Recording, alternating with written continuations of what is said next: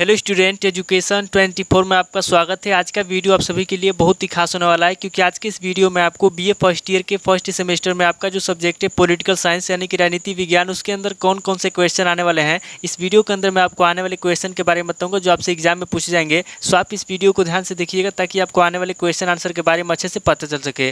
फिलहाल आज के इस वीडियो में हम लोग लघु उत्तरीय प्रश्न और दीर्घ उत्तरीय प्रश्न दोनों तरह के प्रश्नों के बारे में जानेंगे। तो यहाँ पे सबसे पहले हम लोग लघु उत्तरीय प्रश्नों के बारे में जानेंगे। तो लघु उत्तरीय प्रश्नों में पहले प्रश्न की बात की जाए तो यहाँ पर आपका पहला प्रश्न दिया हुआ है, प्राचीन भारतीय चिंतन की प्रमुख विशेषताएं बताइए।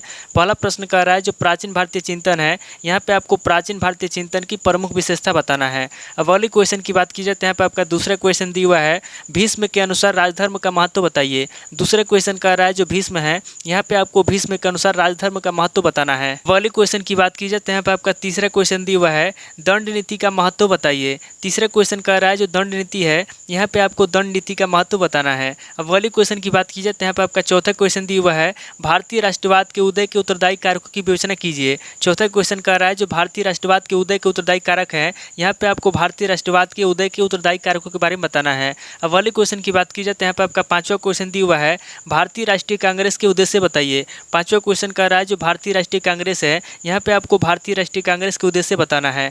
अब अगले क्वेश्चन की बात की जाए तो यहाँ पे आपका छठा क्वेश्चन दिया हुआ है, द्वैध शासन प्रणाली पर संक्षिप्त टिप्पणी लिखिए। छठा क्वेश्चन कह रहा है जो द्वैध शासन प्रणाली है, यहाँ पे आपको द्वैध शासन प्रणाली पर संक्षिप्त में टिप्पणी लिखना है। अब अगले क्वेश्चन की बात की जाए तो यहाँ पे आपका सातवां क्वेश्चन दिया हुआ है, नागरिकता के अर्थ को स्पष्ट कीजिए। सातवां क्वेश्चन कह रहा है जो नागरिकता है, यहाँ पे आपको नागरिकता के अर्थ को स्पष्ट करना है। अब अगले क्वेश्चन की बात की जाए तो यहाँ पे आपका आठवां क्वेश्चन दिया हुआ है, मौलिक अधिकारों का अर्थ समझाइए तथा इनका महत्व बताइए। आठवां क्वेश्चन कह रहा है जो मौलिक अधिकार है, यहाँ पे आपको मौलिक अधिकार का अर्थ बताना है तथा इसका महत्व बताना है। अब अगले क्वेश्चन की बात की जाए तो यहाँ पे आपका नौवां क्वेश्चन दिया हुआ है, भारतीय संविधान में वर्णित संवैधानिक उपचारों का अधिकार स्पष्ट कीजिए।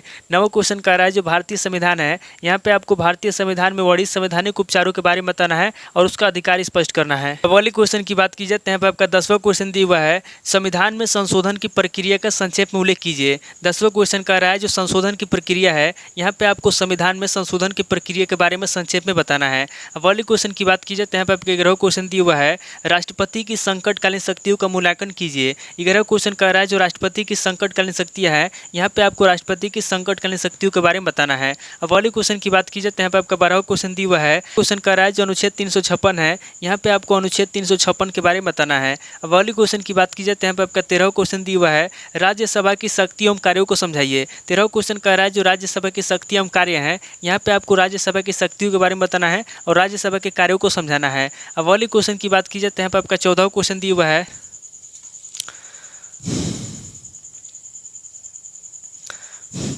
राज्यपाल और मंत्रिपरिषद के संबंधों का उल्लेख कीजिए। 14वां क्वेश्चन कह रहा है जो राज्यपाल और मंत्रिपरिषद उनके क्या संबंध है, यहाँ पे आपको राज्यपाल और मंत्रिपरिषद के संबंधों का उल्लेख करना है। अब अगले क्वेश्चन की बात की जाए तो यहाँ पे आपका 15वां क्वेश्चन दिया हुआ है, विधानसभा और विधान परिषद में संबंध बताइए। 15वां क्वेश्चन कह रहा है जो विधानसभा है और जो विधान परिषद है, इन दोनों में क्या संबंध है, यहाँ पे आपको विधानसभा और विधान परिषद में संबंध बताना है।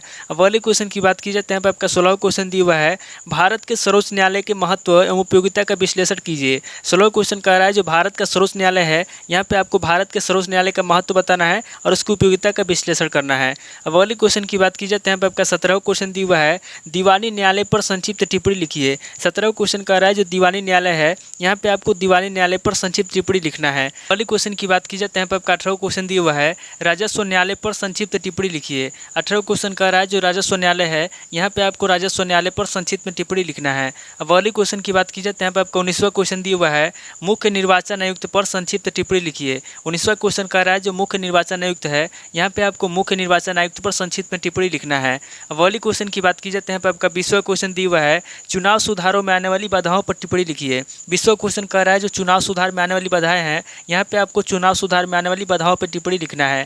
तो टोटल आपके 20 क्वेश्चन हो गए जो आपसे लघु उत्तरीय प्रश्न में पूछे जा सकते हैं। अब आगे हम लोग दीर्घ उत्तरीय प्रश्नों के बारे में जानेंगे। तो यहाँ पे दीर्घ उत्तरीय प्रश्नों में पहले प्रश्न की बात की जाए तो यहाँ पे आपका पहला प्रश्न दिया हुआ है, आचार्य भीष्म के राजधर्म की विवेचना कीजिए। पहला प्रश्न कह रहा है जो आचार्य भीष्म है, यहाँ पे आपको आचार्य भीष्म के राजधर्म की विवेचना करना है। अगले क्वेश्चन की बात की जाए तो यहाँ पे आपका दूसरा क्वेश्चन दिया हुआ है, शांति पर्व में दंड नीति की अवधारणा की व्याख्या कीजिए। दूसरा क्वेश्चन कह रहा है जो शांति पर्व है, यहाँ पे आपको शांति पर्व में दंड नीति की अवधारणा की व्याख्या करना है। अब अगले क्वेश्चन की बात की जाए तो यहाँ पे आपका तीसरा क्वेश्चन दिया हुआ है, भारत में राष्ट्रवाद के उदय के उत्तरदायी कारकों की विवेचना कीजिए। तीसरा क्वेश्चन कह रहा है जो राष्ट्रवाद के उदय है, यहाँ पे आपको भारत में राष्ट्रवाद के उदय के उत्तरदायी कारकों के बारे में बताना है। अब अगले क्वेश्चन की बात की जाए तो यहाँ पे आपका चौथा क्वेश्चन दिया हुआ है, असहयोग आंदोलन के कारणों एवं परिणामों की विवेचना कीजिए। चौथा क्वेश्चन कह रहा है जो असहयोग आंदोलन है, यहाँ पे आपको असहयोग आंदोलन के कारण बताना है और असहयोग आंदोलन के परिणामों की विवेचना करना है। अब अगले क्वेश्चन की बात की जाए तो यहाँ पे आपका पांचवा क्वेश्चन दिया हुआ है, मार्ले मिंटो के भारतीय परिषद नियम 1909 की विवेचना कीजिए। पांचवा क्वेश्चन कह रहा है जो मार्ले मिंटो के भारतीय परिषद नियम 1909 है, यहाँ पे आपको अधिनियम 1909 के बारे में बताना है। अब अगले क्वेश्चन की बात की जाए तो यहाँ पे आपका छठा क्वेश्चन दिया हुआ है, 1935 के भारत सरकार के नियम की प्रमुख विशेषताओं का वर्णन कीजिए। छठा क्वेश्चन कह रहा है जो 1935 के भारत सरकार नियम है, यहाँ पे आपको 1935 के भारत सरकार के नियम की प्रमुख विशेषताओं के बारे में बताना है।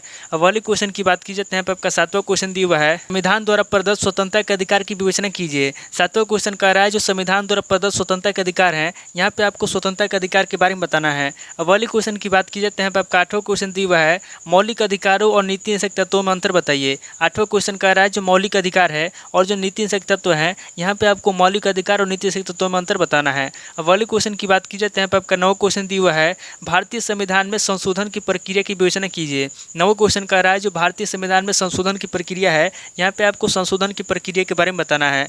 अब अगले क्वेश्चन की बात की जाए तो यहाँ पे आपका 10वां क्वेश्चन दिया हुआ है, भारत के राष्ट्रपति की निर्वाचन पद्धति तथा अधिकार एवं कार्यों की व्याख्या कीजिए। 10वां क्वेश्चन कह रहा है जो भारत के राष्ट्रपति हैं, यहाँ पे आपको भारत के राष्ट्रपति की निर्वाचन पद्धति के बारे में बताना है तथा उसके अधिकार के बारे में बताना है और उसके कार्यों की व्याख्या करना है। अब अगले क्वेश्चन की बात की जाए तो यहाँ पे आपका 11वां क्वेश्चन दिया हुआ है, प्रधानमंत्री की नियुक्ति कैसे होती है, उसके कार्यों का विवेचन कीजिए। 11वां क्वेश्चन कह रहा है जो प्रधानमंत्री है उसकी नियुक्ति कैसे होती है, यहाँ पे आपको सबसे पहले प्रधानमंत्री की नियुक्ति के बारे में बताना है, उसके बाद आगे आपको प्रधानमंत्री के कार्यों के बारे में बताना है।